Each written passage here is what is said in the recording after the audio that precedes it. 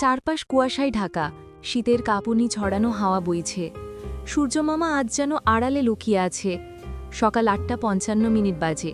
নীর এখনো ঘুমাচ্ছে।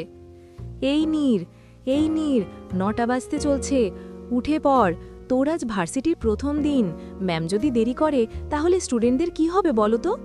তাহেরা বানুর কণ্ঠে বিরক্তি। এই তো মা, আসছি। নীর ধীরে ধীরে উঠে বসল। নতুন একটা দিন, নতুন একটা যাত্রা, আর তার সঙ্গে অজানা শিহরণ। নীর পড়াশোনা শেষ করে সম্প্রতি ভার্সিটির ইংরেজি প্রফেসর হিসেবে চাকরি পেয়েছে। আজ তার প্রথম দিন। কি হয়েছে তোর? খাবার বেড়ে বসে আছি। তাহেরা বানুর অধৈর্য স্বর। এই যে মা, এসেছি, সময় নেই, খাইয়ে দাও তাড়াতাড়ি। হ্যাঁ, তুই লেট করবি আর আমি তাড়াতাড়ি করব। আচ্ছা মা, বকো না। খেয়ে দে বের হবার সময় এক মুহূর্তের জন্য থেমে গেল নীর।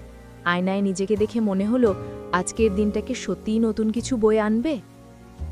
বিশ্ববিদ্যালয়ের ফটকের সামনে আভা, চোখে রাগ। কিরে কুত্তা, কই তুই? ৩০ মিনিট হলো দাঁড়িয়ে আছি, তোর কোনো পাতাই নেই। মেহুল হাসতে হাসতে, আরে দোস্ত, এসে গেছি, রাগিস না তো। আভা, তোর এত দেরি হয় কেন বলতো? মেহুল হাই তুলতে তুলতে, ঘুম থেকে উঠতেই দেরি হয়, আমি কি করব বল? আভা ঠোঁট উল্টে, ঢং কমা। যা হোক, এবার একটু তাড়াতাড়ি চল, আজ ভার্সিটিতে নতুন ম্যাম আসবে, মনে আছে তো? প্রথম ক্লাস তারই। মেহুল কাঁধ ঝাঁকিয়ে, হ্যাঁ হ্যাঁ মনে আছে।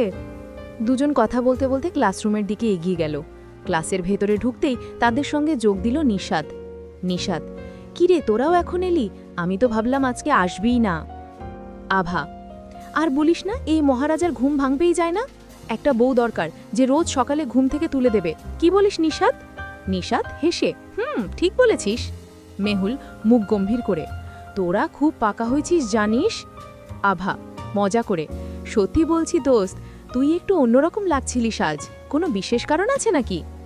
মেহুল বিরক্ত মুখে, ধুর, তোদের মাথায় শুধু প্রেম আর প্রেম। তাদের আড্ডার মাঝেই ক্লাসরুমের দরজা খুলে গেল। স্যার হালকা হাসি নিয়ে, কি খবর সবাই, কেমন আছো?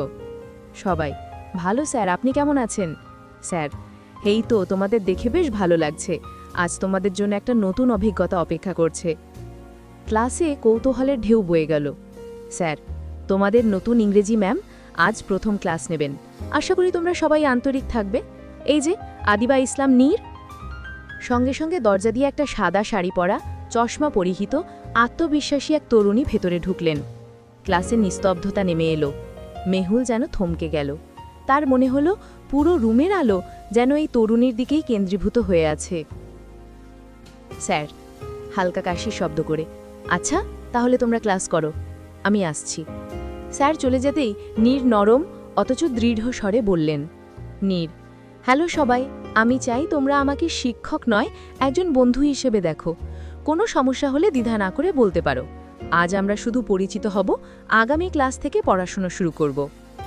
সবাই একে একে নিজের পরিচয় দিতে লাগল, কিন্তু মেহুল একদম চুপচাপ বসে রইল। নীর তার দিকে তাকিয়ে, তোমার নাম কি? কোনো উত্তর নেই। নিশাদ পাশ থেকে খোঁচা দিয়ে বলল, এই তুই কই লস্ট হয়ে গেলি? মেহুল যেন ধাতস্থ হলো, হঠাৎ করেই নিজেকে বোকা বোকা লাগতে লাগল। মেহুল লাজুক স্বরে, আমি মেহুল ইসলাম। নীর 1 সেকেন্ডের জন্য তার চোখে তাকালেন, তারপর হালকা হাসলেন। নীর কিছুটা মজা করে, ঠিক আছে মেহুল, এখন বসো। কিন্তু মেহুল তখনও অনুভব করছিল তার ভেতরে যেন একটা নতুন কিছু জন্ম নিচ্ছে। ক্লাস শেষ হয়ে গেছে, কিন্তু মেহুলের মন যেন এখনও আটকে আছে নীরের সেই এক মুহূর্তের হাসির মাঝেই।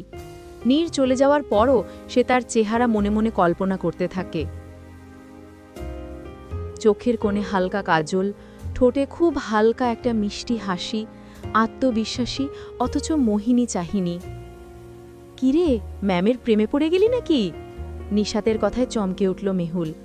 ধুর পাগল, যাতা বলিস না। আহা, কিছু লোকাবার দরকার নেই, প্রথম দেখায় তো এই তুই ম্যামের দিকে হাঁ করে তাকিয়েছিলি। আভা নিশাত মিলে হাসতে লাগল, আর মেহুল অস্বস্তিতে মাথা নিচু করে ফেলল। কিন্তু সে নিজেও বুঝতে পারছিল কিছু একটা হচ্ছে, কিছু একটা যেটা এর আগে কখনো হয়নি। নীর গাড়িতে বসে জানালার বাইরে তাকিয়ে আছে। আজ প্রথম ক্লাস, তেমন কিছু হয়নি, কিন্তু একটা জিনিস তার নজরে এসেছে। কোনো একটা ছাত্রী, যার নাম মেহুল, সে প্রথম থেকেই নীরের দিকে এক অদ্ভুত দৃষ্টিতে তাকিয়েছিল। সেই দৃষ্টি শুধু কৌতূহল ছিল নাকি কিছু গভীর অনুভূতি, নীর বুঝতে পারছিল না। কিন্তু কেন যেন সে নিজেও বিষয়টা নিয়ে ভাবতে শুরু করল। কেন? এমন তো হওয়ার কথা ছিল না। রাতে নীর তার ঘরে বসে একটা পুরনো কবিতা বই পড়ছিল। হঠাৎ করেই তার ফোনটা বেজে উঠল। আয়ান কলিং। নীর ফোন ধরতেই ওপাশ থেকে চেনা কণ্ঠ ভেসে এলো। কি ম্যাডাম, প্রথম দিন কেমন কাটলো? এই তো ভালোই ছিল। স্টুডেন্টদের কেউ সমস্যা করলো না তো? নীর একটু হেসে বলল, না, সবাই খুব ভদ্র ছিল। তবে তবে একটা ছাত্রী ছিল একটু অদ্ভুত। মানে? সে আমার দিকে এমনভাবে তাকিয়েছিল যেন আমি পৃথিবীর সবচেয়ে অদ্ভুত জিনিস। ও, তাহলে তো তোর জন্য কেউ ক্রাশ খেয়ে ফেলেছে। আয়ানের হাসির শব্দে নীর বিরক্ত মুখে বলল, ধুর পাগল, এসব ভাবার সময় নেই আমার। কিন্তু ফোন রেখে দেওয়ার পরেও মেহুলের সেই দৃষ্টিটা তার মনে বারবার ফিরে আসতে লাগল। সে বই বন্ধ করে জানলার দিকে তাকিয়ে রইল। পূর্ণিমার আলো ঠিকরে পড়ছে ঘরে। নীরের মনটা কেমন যেন অস্থির লাগতে শুরু করল। কেন? তা সে নিজেরও জানে না। রাতে মেহুল ঘরের জানলার পাশে দাঁড়িয়েছিল। ঠান্ডা বাতাস আসছে, কিন্তু তার শরীরের ভেতরটা যেন অন্যরকম এক উত্তাপে জ্বলছে। সে নিজেকে প্রশ্ন করছিল, এটা আসলে কি? এটা কি বলে একটা শ্রদ্ধা, নাকি অন্য কিছু? ক্লাসের সেই মুহূর্তগুলো তার মনে পড়ছিল বারবার। নীর ম্যামের চোখ, তার কণ্ঠস্বর, তার সেই এক মুহূর্তের হাসি। ধুর, এসব কি ভাবছি? সে জোর করে চোখ বন্ধ করল, কিন্তু চোখ বন্ধ করলে সেই একই চেহারা তার সামনে ভেসে উঠছে। মেহুলের কপালে চিন্তার ভাঁজ পড়ল। না, এটা কিছুই না, এটা শুধুই একরকম মুগ্ধতা, তাই না? তাই তো। কিন্তু উত্তরটা কি সে নিজে জানে? অন্যদিকে নীর তার ডায়েরি খুলে বসেছিল। প্রতিদিন সে রাতে কিছু না কিছু লেখে, এটা তার অভ্যেস। কিন্তু আজ কি লিখবে? কলম নিয়ে বসে আছে, কিন্তু একটাও শব্দ আসছে না মাথায়। অদ্ভুত, সাধারণত তার এমন হয় না। তার মাথার মধ্যে আজ একটা নাম ঘুরপাক খাচ্ছে, মেহুল ইসলাম। সে নিজেই অবাক হয়ে গেল, এটা কেন ভাবছে? এটা তো কেবল একজন ছাত্রী আর কিছু নয়। কিন্তু কেন জানি মনে হচ্ছে এই গল্পটা এখানে শেষ হবে না। কেন জানি মনে হচ্ছে এই নামটার সঙ্গে তার ভবিষ্যতে কিছু না কিছু জুড়ে যাবে।